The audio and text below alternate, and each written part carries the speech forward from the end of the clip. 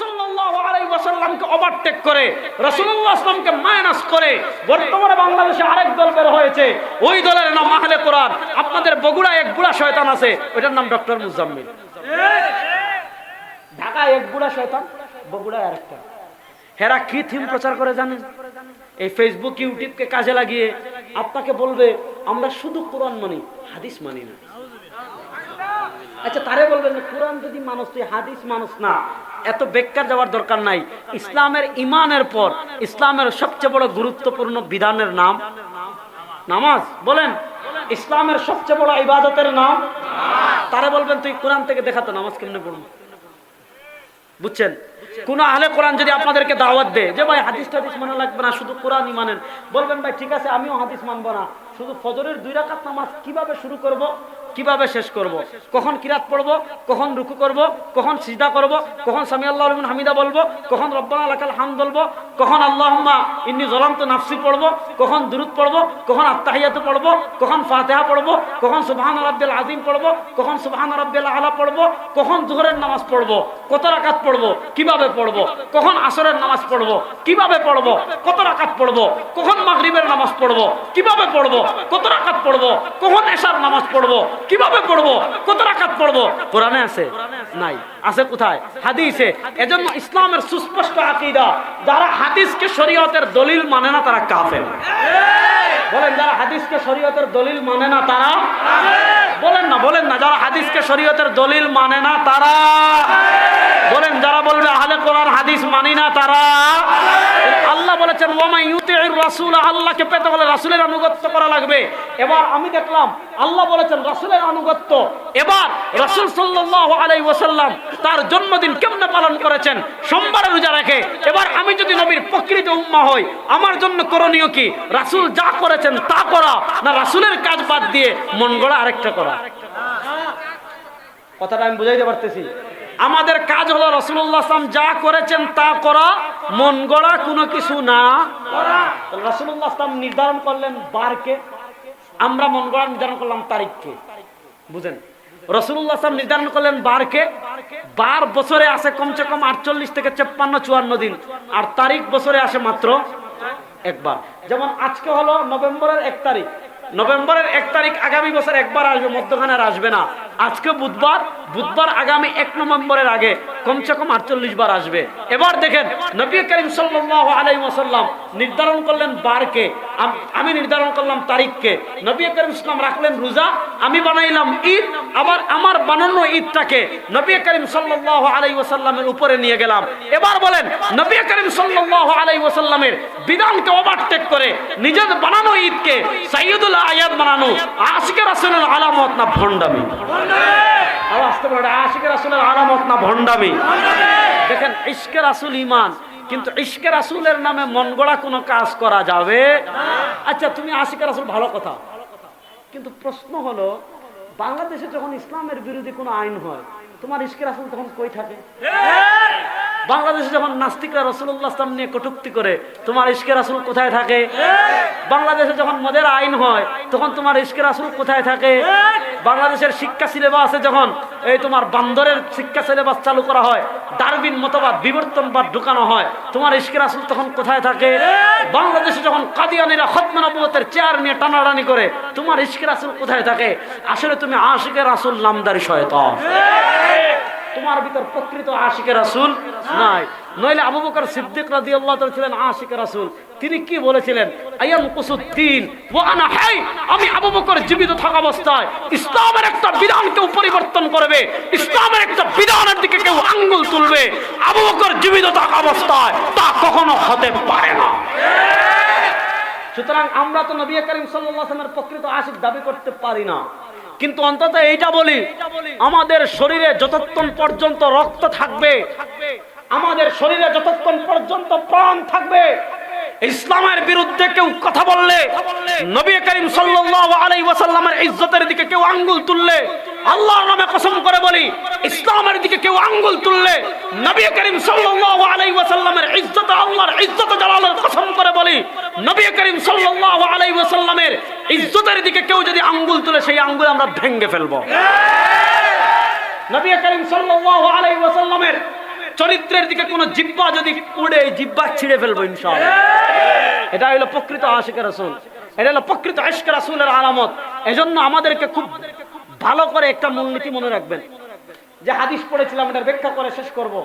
মূলনীতিটা মনে রাখেন, নবী করিম সাল্লাল্লাহু আলাইহি ওয়াসাল্লাম কিয়ামত পর্যন্ত আগত তার উম্মতকে বলবেন, তোমরা যারা পৃথিবীতে আসবে ফাসায়ারা ইখতিলাফান কাসীরা, অনেক দল। আব্দুল হক আজাদ সাহেব একটা বলে, আশরাফ সিদ্দিকী আরেকটা বলে, লামা জাবিরা আরেকটা বলে, আহলে কোরআন আরেকটা বলে, হিজবুত তাওহীদ আরেকটা বলে, কাদিয়ানীরা তো ইসলাম না, এরা তো কাফের। ইসলামের ভিতর এক এক হুজুর এক একটা বলে, এক এক আলেম এক একটা বলে, এক এক শায়েখ এক একটা বলে, এক এক পীর এক একটা বলে। আমরা যাবো কোন দিকে? কথাটা বুঝতেছেন নি? এক এক আলেম হুজুর আপনি একটা বললেন, অমুক আরেকটা বলে, অমুক আরেকটা বলে, আমরা যাবো কার দিকে? নবী করিম সাল্লাল্লাহু আলাইহি ওয়াসাল্লাম কি বলেন শুনেন, ইন্নাহু মান ইয়াইশু মিনকুম বাদি ফাসায়ারা ইখতিলাফান কাসীরা। নবী করিম সাল্লাল্লাহু আলাইহি ওয়াসাল্লাম বলেন, আমার পূর্বে আমার পরে তোমরা যারা পৃথিবীতে আসবে ফাসায়ারা ইখতিলাফান কাসীরা, অনেক ইখতিলাফ দেখবে। এই ইখতিলাফ মতানৈক্য রাজনৈতিক ইখতিলাফ না, এটা হলো আকীদা কেন্দ্রিক ইখতিলাফ। আকীদা কেন্দ্রিক ইখতিলাফ করে উম্মার অবস্থা কোন পর্যায়ে যাবে? নবী করিম সাল্লাল্লাহু আলাইহি ওয়াসাল্লাম বলেন, تفرقت بنو إسرائيل على 72 ملة وستفترق أمتي على 73 ملة كلهم في النار إلا ملة واحدة قالوا من هي يا رسول الله قال ما أنا عليه وأصحابي। নবী করিম সাল্লাল্লাহু আলাইহি ওয়াসাল্লাম বলেছেন, تفرقت بنو إسرائيل على 72 ملة, বনি ইসরাইল ইহুদিরা এক দল থেকে দুই দল, দুই দল থেকে তিন দল, তিন দল থেকে চার দল, চার দল থেকে পাঁচ দল।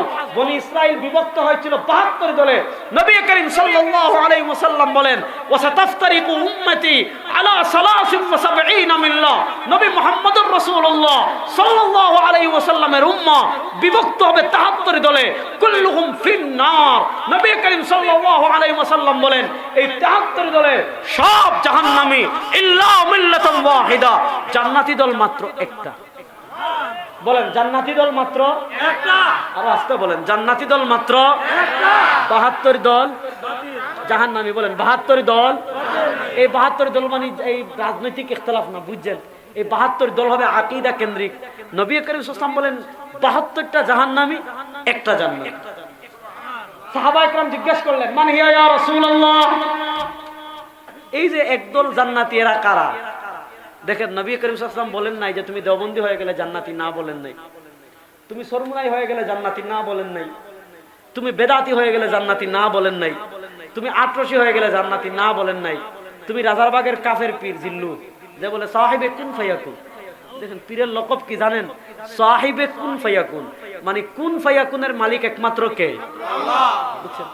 মানে সে কুন ফায়াকুনের মালিক, মানে সে যা বলবে তা হবে। আমি 2017-তে যখন প্রথম এদের সাথে ঝগড়া লাগছিল, আমি একটা ভিডিও দিলাম যে রাজারবাগের আশরাফ সিদ্দিকী, রাজারবাগের জিল্লু, সে কুন ফায়াকুনের মালিক কিনা এটা পরীক্ষা করার জন্য তখন মাত্র পদ্মা সেতু কাজ শুরু হয়েছে। আমি বললাম তারা পদ্মা নদীর পাড়ে নিয়ে যান, সে বলবে পদ্মা সেতু যদি হয়ে যায় বুঝবেন তার পীরা কি ঠিক আছে, আর যদি না হয় তাহলে পদ্মা নদীতে হেরে চুবাই দিবেন। পদ্মা নদীতে কি করবেন? চুবাই দিবেন। এখন আশরাফ সিদ্দিকী হেও বলে সে হক, সেও বলে সে সত্য, আমরা বলি আমরাও সত্য, বান্ডারিরা বলে তারাও সত্য, হিজবুত তাওহীদ বলে তাদের ইসলামই ইসলাম, আর বাকি যারা আছে সব কাফের। এরা কত মারাত্মক! হিজবুত তাওহীদের বই লেখছে কি জানেন? এ ইসলাম ইসলাম নয়, বুঝছেন?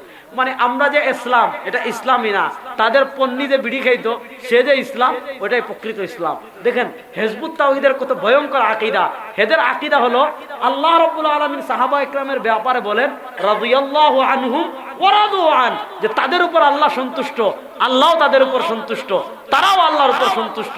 সাহাবা ইকরামের উপর সন্তুষ্টির ঘোষণা দিয়েছেন আল্লাহ। আর হিজবুত তাওহীদের বায়েজিদ খান পন্নী এই মুশরিক কিতাব লিখেছে ইসলামের প্রকৃত রূপরেখা, আরেকটা লিখেছে এ ইসলাম ইসলাম নয়। সে কিতাবের 49 নম্বর পৃষ্ঠায় 43 নম্বর পৃষ্ঠায় লিখেছে নবী করিম সাল্লাল্লাহু আলাইহি ওয়াসাল্লামের ইন্তেকালের 60-70 বছর পর্যন্ত যত সাহাবী ছিলেন এরা মুসলমান ছিলেন, এরপরে যারা ছিলেন সবাই কাফের হয়ে গেছে। আচ্ছা এবার আপনাদের এত কোরআন শোনার জ্ঞানের দরকার নাই, আপনাদের বিবেক কি বলে? সাহাবা একরামরা যদি কেউ বলে কাফের হয়ে গেছে, বলেন খুব মানে জান্নাতি দল না জাহান্নামী? হিজবুত তাওহীদ না হিজবুত শয়তান? তাদের দাবি হলো ওই যে নবী করিম ইসলামের ইন্তেকালের 60-70 বছর পরে ইসলাম দুনিয়া থেকে বিদায় নিছে, আর দুনিয়ায় সঠিক ইসলাম ছিল না, এটা তাদের দাবি। এই তো দিন এই 1400 বছর দুনিয়ায় মানুষ যে ইসলাম, ইমাম আবু হানিফা, ইমাম শাফি, ইমাম মালিক, ইমাম আহমদ, ইমাম বুখারী, ইমাম মুসলিম, ইমাম আবু দাউদ, ইমাম নাসাই, ইমাম আহমদ, ইমাম বাজ্জার, ইমাম আবু ইয়ালা, পৃথিবী বিখ্যাত কেউ ইসলাম বুঝেন নাই। ওই নবী করিম সাল্লাল্লাহু ইন্তেকালের 60-70 বছর ইসলাম ঠিক ছিল, এরপর 1400 বছর আর ইসলাম ছিল না। ওই হিজবুত তাওহীদের বাইজিদ খান পন্নী এসে ওই 1400 বছরের আগের ইসলামরে আবার জীবিত করছে।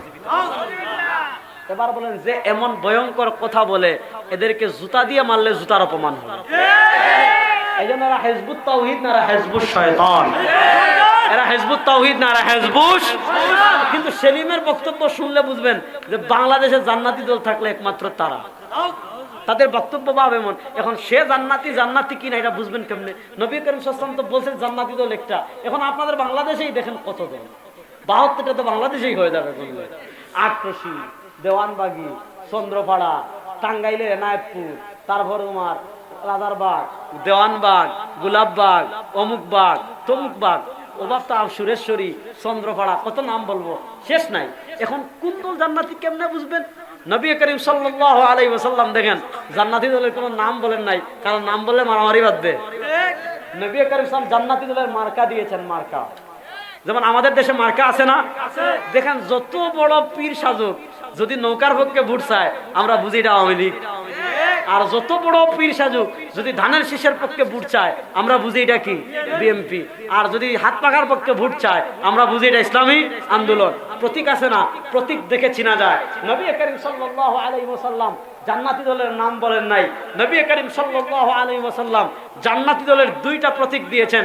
এই 2 প্রতীক যাদের ভিতর থাকবে তারা জান্নাতি, আর এই 2 প্রতীক যাদের ভিতর থাকবে না তারা যতই নিজেকে জান্নাতি দাবি করুক কশিন কালেও তারা জান্নাতি হতে পারে না। 2টা প্রতীক কি বুঝেন? কালু মান হিয়া ইয়া রাসূলুল্লাহ, সাহাবায়ে কেরাম জিজ্ঞেস করলেন ওগো আল্লাহর রাসূল জান্নাতি কারা? নবী করিম সাল্লাল্লাহু আলাইহি ওয়াসাল্লাম জান্নাতি দলের 2টা মার্কা দিলেন। মার্কা নাম্বার 1 মানা আলাইহি, যারা চলবে নবীর পথে, যাদের আকীদার মিল থাকবে নবীর আকীদার সাথে, যাদের আমলের মিল থাকবে নবীর আমলের সাথে, যাদের আদর্শের মিল থাকবে নবীর আদর্শের সাথে। এবার প্রশ্ন হলো নবীর আকীদার সাথে আমাদের আকীদার মিল থাকার দরকার আছে না নাই? আর আসতে বলেন নবী করিম সাল্লাল্লাহু আলাইহি ওয়াসাল্লামের আমলের সাথে আমাদের আমলের মিল থাকার দরকার আছে না নাই? নবী করিম সাল্লাল্লাহু আলাইহি ওয়াসাল্লামের আদর্শের সাথে আমাদের আদর্শের মিল থাকার দরকার আছে না নাই? এবার প্রশ্ন হলো নবী করিম সাল্লাল্লাহু আলাইহি ওয়াসাল্লামের আকীদা আমরা জানবো কেমনে? নবী করিম সাল্লাল্লাহু আলাইহি ওয়াসাল্লামের আদর্শ আমরা জানবো কেমনে? নবী করিম সাল্লাল্লাহু আলাইহি ওয়াসাল্লামের আমল আমরা জানবো কেমনে? উত্তর হলো নবী করিম সাল্লাল্লাহু আলাইহি ওয়াসাল্লামের টোটাল জীবন জানার মাধ্যম সাহাবা। নবী করিম সাল্লাল্লাহু আলাইহি ওয়াসাল্লামের টোটাল জীবন জানার মাধ্যম কারা? সাহাবারা। মানা আলাইহি ওয়া আসহাবি, কারণ নবী করিম সাল্লাল্লাহু আলাইহি ওয়াসাল্লামের জীবন দেখেছেন সাহাবীরা, নবী করিম সাল্লাল্লাহু আলাইহি ওয়াসাল্লামের কথা শুনেছেন সাহাবীরা, নবী করিম সাল্লাল্লাহু আলাইহি ওয়াসাল্লামের আমল দেখেছেন সাহাবীরা, নবী করিম সাল্লামের বিশ্বাস শুনেছেন সাহাবীরা। সুতরাং যাদের ঈমান নবী এবং সাহাবার ঈমানের সাথে মিলবে, যাদের আকীদা নবী এবং সাহাবা ইকরামের আকীদার সাথে মিলবে, যাদের আমল নবী এবং সাহাবা ইকরামের আমলের সাথে মিলবে, যাদের আদর্শ নবী এবং সাহাবা ইকরামের আদর্শের সাথে মিলবে, তারাই জান্নাতি। যাদের ঈমান আকীদা আদর্শ নবী এবং সাহাবা ইকরামের আদর্শের সাথে মিলবে না তারা ওই জাহান্নামী 72 ফিরকা। এবার বলেন নবী এবং সাহাবা ইকরাম কোন বাতিলের সাথে কখনো আপোষ করেছেন? এটা দেখেন এখন তিতাবাজ হয়ে যাচ্ছে না কথা বলেন। নবী এবং সাহাবা জীবনে কোন বাতিলের সাথে আপোষ করেছেন? কখনো কোন বাতিলের সামনে মাথা নত করেছেন? কখনো কোন তাগুতের পা চাটাচাটি করেছেন? এখন আপনি ফিরো সাজবা, আবার আমাদেরকে কাফির ফতোয়াও দিবা, হ্যাঁ? আবার ইসলাম বিরোধী কোনো আইন হলে কোনো কথা বলবে না। ইসলাম বিরোধী আইন হলে কথা বলবে না, অথচ নবী করিম সাল্লাল্লাহু আলাইহি ওয়াসাল্লাম বলেছেন আফজালু জিহাদিন কালিমাতু হাক্কিন ইনদা সুলতানিন জাইর। রাষ্ট্রের শীর্ষ পর্যায় থেকে ইসলাম বিরোধী কোনো আইন হলে সেটার প্রতিবাদ করা পৃথিবীর সর্বশ্রেষ্ঠ জিহাদ, পৃথিবীর সর্বশ্রেষ্ঠ। এজন্য কথা ভালো করে বুঝেন, টান কান খোলা রাখবেন। দেখেন কারা নবী করিম সাল্লাল্লাহু আলাইহি ওয়াসাল্লামের দ্বীনকে বিজয় করার মেহনত করে। দেখেন আপনার বিবেক আল্লাহ দিয়েছেন, চোখ আল্লাহ দিয়েছেন। দেখেন কারা নাস্তিকরা কটূক্তি করলে কারা মাঠে ঝাঁপিয়ে পড়ে, কারা রক্ত দেয়। আপনি দেখেন রাষ্ট্রীয় সিলেবাসে ইসলাম বিরোধী ষড়যন্ত্র করা হলে কারা এটার প্রতিবাদ করে, কারা এটার পক্ষে কথা বলে, কারা সমাজ বিনির্মাণ করতে চায়, কারা সমাজের সর্বোচ্চ পর্যায়ে ইসলাম প্রতিষ্ঠা করতে চায়। এবার সমাজের সর্বোচ্চ পর্যায়ে যারা ইসলাম প্রতিষ্ঠা করতে চায় আমরা তাদেরকে সহযোগিতা করবো তো ইনশাআল্লাহ। কারা কারা করবেন আল্লাহকে দুই হাত তুলে দেবেন। লিল্লাহি তাকবীর, নারায়ে তাকবীর। আমরা সবাই রাসূল সেনা। কথা কইতেছে না, দেখেন যদি আমি বলি আমরা অমুকের সেনা, স্লোগান দিবেন। আমরা সেনা কার? রাসূলের। বলেন আমরা সেনা কার? আমরা সবাই রাসূল সেনা। আরে দুই হাত তুলেন। আমরা সবাই নবীর সেনা। নারায়ে তাকবীর। দেখেন নবী করিম ইসলাম কি বলেছেন, আল ইসলামু ইয়ালু ওয়া লা ইউলা। এখনো যদি আমরা নবী করিম সাল্লাল্লাহু আলাইহি ওয়াসাল্লামের আদর্শের উপর চলে আসি, আমরা যদি এখনো নবী করিম সাল্লাল্লাহু আলাইহি ওয়াসাল্লাম যে সিরাতে মুস্তাকিম রেখে গিয়েছেন সেই সিরাতে মুস্তাকিমের উপর চলতে পারি, পৃথিবীর কোন পরাশক্তি, পৃথিবীর কোন কাফের, পৃথিবীর কোন মুশরিক, পৃথিবীর কোন বেঈমান, পৃথিবীর কোন তাগুত আমাদেরকে পরাজিত করতে পারবে না।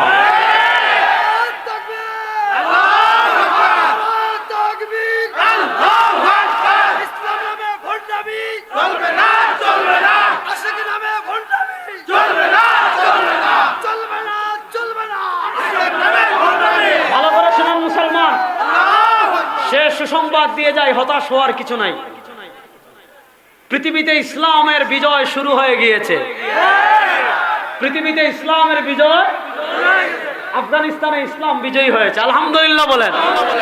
পৃথিবী দেখেছে, সারা দুনিয়ার সবাই এদেরকে অবরোধ দিয়ে রেখেছে, সারা দুনিয়ার সব অর্থনীতি বন্ধ করে দিয়েছে।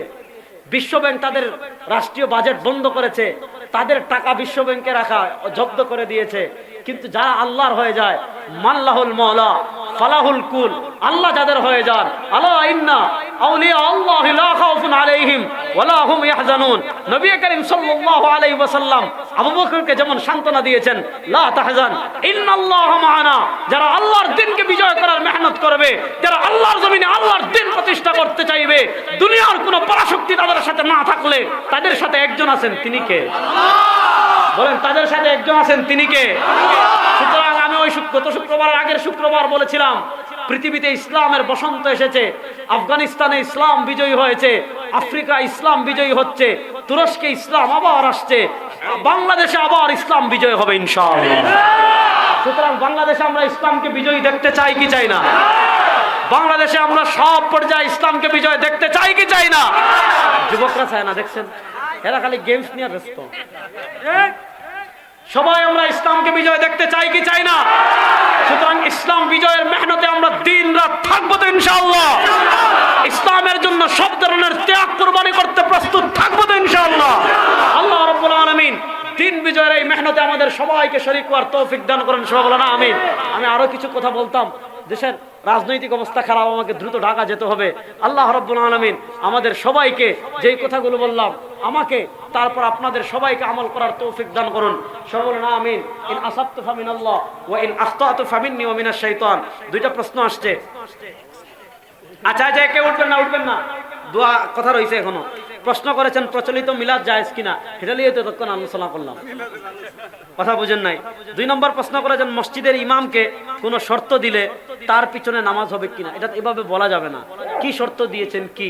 যেমন আপনি শর্ত দিলেন বিশুদ্ধ কিরাত পড়তে হবে, এটা তো ভালো। আপনি শর্ত দিলেন যে হারাম কাজ করতে পারবেন, এটা তো ভালো। শর্ত কি এটা বলতে হবে, তারপরে কথা। আচ্ছা, এই যে উলামা একরাম, তুলাবা একরাম এই মাহফিল করলেন, কোরআনের কথা শুনলেন, হাদিসের কথা শুনলেন, আমরা খুশি না বেজার? কারা কারা খুশি থেকে হাত তুলেন তো। আমরা খুশি না বেজার? তাহলে এই মাহফিল এবার 5ম, আগামী বছর হোক আমি তো টুটাফাটা কথা বলছি ভাই, আমি তো আর এভাবে কথা বলতে পারি না, আমার চেয়ে বড় আলেমরা আসুক, কোরআন সুন্নাহর কথা বলুক, এটা আমরা চাই কি চাই না? হাত নামাইছেন কেন? আমরা চাই কি চাই না? সুতরাং এই সকল মাহফিলে আমরা সহযোগিতা করতে চাই কি চাই না? সবাই একবার তাকবীর দেন, নারায়ে তাকবীর। সবাই বলেন নারায়ে তাকবীর। সবাই একবার বলেন বিসমিল্লাহির রহমানির রহিম। এবার সবাই পকেটে হাত ঢোকান, স্বেচ্ছাসেবক ভাইরা দেন, সবাই দেন, আমিও শরীক হচ্ছি, দেন সবাই দেন। যে এখন উঠবে তার পকেটে যা আছে সব রাখবেন। ধরেন কার কাছে দিব, দেন এটা দেন। এখানে একটা বই আছে খতমে নবুয়ত, রিসালতের গুরুত্বপূর্ণ দুটো আকীদা। রিসালত মানে আমাদের নবী করিম ইসলাম শেষ নবী, তারপরে কোনো নবী নাই। বলেন তারপরে কোনো নবী নাই। আমাদের নবী করিম সাল্লাল্লাহু আলাইহি ওয়াসাল্লামের পরে কেউ যদি নবী দাবি করে সে কাফের, কেউ যদি নবী দাবি করে সে, এবং আমাদের নবী ছাড়া অন্য কাউকে কেউ নবী মানলে সেও খতমে নবুয়তের উপরে গুরুত্বপূর্ণ রিসালা আমাদের 8 নম্বর হুজুর আব্দুল হক সাহেব আজাদ হুজুর লিখেছেন। এটা আপনারা সংগ্রহ করবেন। আমার লিখিত কিছু কিতাব আছে, দাজ্জাল, 12 মাসের করণীয় বর্জনীয়, আমাদের গাড়িতে আছে, কেউ চাইলে সংগ্রহ করতে পারবেন। আর এই কিতাবটা সবাই খুব গুরুত্ব দিয়ে সংগ্রহ করবেন। মাশাআল্লাহ, এটা খুব বিশেষ করে এই যে হিজবুত তাওহীদ নিয়ে আলোচনা আছে, তারপরে শিয়াদের তাকিয়া, এটা গুরুত্বপূর্ণ আকীদা, তারপর আপনার খতমে নবুয়ত, আমাদের মানে ইমান বিধ্বংসী 3 ফিরকায় অল্প অল্প। এজন্য সবাই এই কিতাবটা পড়ার একদম সংগ্রহ করে নিয়ে যাবেন। কোথায় যে যেখানে আসছে না, এখানেও আছে, গাড়িতেও আছে, আপনারা সবাই এটা সংগ্রহ করে নিয়ে যাবেন। আল্লাহ রাব্বুল আলামিন যে কথাগুলো বললাম আমাকে আপনাদের সবাইকে আমল করার তৌফিক দান করুন। হ্যাঁ, আর মাহফিলের যদি কেউ সহযোগিতা করতে চান, আকিবাতুল মুত্তাকিন والصلاة والسلام على أشرف الأنبياء والمرسلين وعلى آله وأصحابه أجمعين. ربنا ظلمنا أنفسنا وإن لم تغفر لنا وترحمنا لنكونن من الخاسرين. ربنا لا تزغ قلوبنا بعد إذ هديتنا وهب لنا من لدنك رحمة إنك أنت الوهاب. أي পরবর্তীগার আলম, আয় দয়ার আল্লাহ, মায়ের আল্লাহ, আমরা আপনার কতিপয় নাফরমান নালায়েক গুনাহগার, আয় আল্লাহ পাহাড় পরিমাণ গুনার বোঝা মাথায় লইয়া, আয় আল্লাহ ভিখারির বেশে, ভিক্ষুকের বেশে আপনার শাহী দরবারে হাত তুলেছি। আল্লাহ আমাদের জীবনের ছোট বড় সব গুনাহকে আপনি মাফ করে দেন। আয় পরবর্তীগার আলম, মৃত্যু পর্যন্ত সব ধরনের শিরিক কুফর থেকে আমাদেরকে বেঁচে থাকার তৌফিক দান করেন। আয় আল্লাহ আপনার জমিনে আপনার দিন প্রতিষ্ঠা করার, মেহনত করার তৌফিক দান করেন। আয় আল্লাহ মৃত্যু পর্যন্ত নবী করিম সাল্লাল্লাহু আলাইহি ওয়াসাল্লামের আদর্শের উপর, সাহাবা একরামের আদর্শের উপর আমাদেরকে অটল এবং অবিচল থাকার তৌফিক দান করেন। আয় আল্লাহ আজকের মাহফিলকে আপনি কবুল ও মঞ্জুর করে নেন। আয় আল্লাহ আজকের মাহফিলের উসিলায় এলাকার কবরস্থানে যত মুমিন মুমিনাত রয়েছেন, আল্লাহ তাদের কবরকে আপনি জান্নাতুল ফিরদাউসের আলা মাকাম বানিয়ে দেন। আয় আল্লাহ এই মাহফিলে যারা টাকা দিয়ে, পয়সা দিয়ে, শ্রম দিয়ে, মেধা দিয়ে, আল্লাহ যারা যেভাবে সহযোগিতা করেছেন, আল্লাহ যেই নিয়তে সহযোগিতা করেছেন, আল্লাহ সকলের সহযোগিতাকে কবুল ও মঞ্জুর করে নেন। আয় আল্লাহ আগামী পরশুর আমাদের বিশাল মহাসমাবেশকে আপনি কবুল ও মঞ্জুর করে নেন। আল্লাহ সব ধরনের আসমানি জমিনি বালা মাসাইব থেকে আমাদের এই মহাসমাবেশকে হেফাজত করেন। আয় আল্লাহ বাংলাদেশের বিভিন্ন প্রান্ত থেকে যারা যাবে তাদেরকে নিরাপদে যাওয়ার, আবার ফিরে আসার তৌফিক দান করেন।